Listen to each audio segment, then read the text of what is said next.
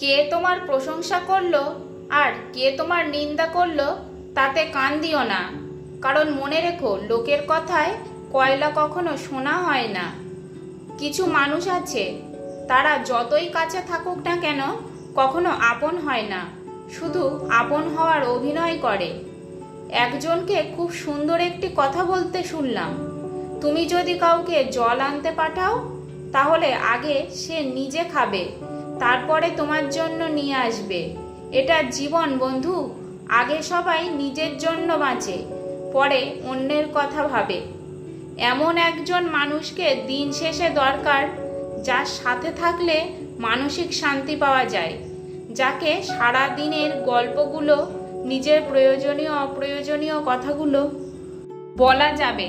কিছু সম্পর্ক ভেজা কাঠের মতো হয়, না জ্বলে না তো নেভে, শুধু ধোঁয়া বের হয় আর চোখ থেকে জল ঝরায়।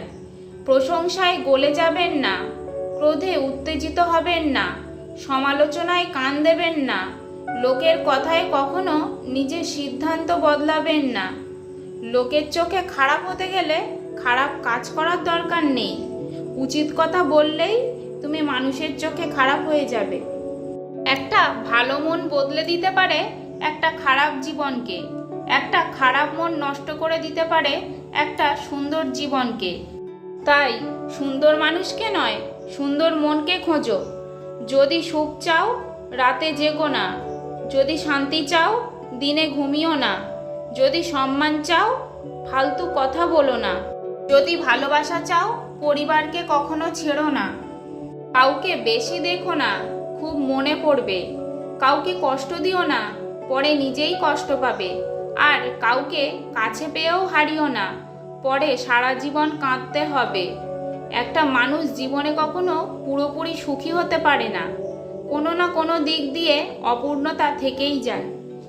জীবনে 4টি জিনিস কখনো ভাঙতে নেই।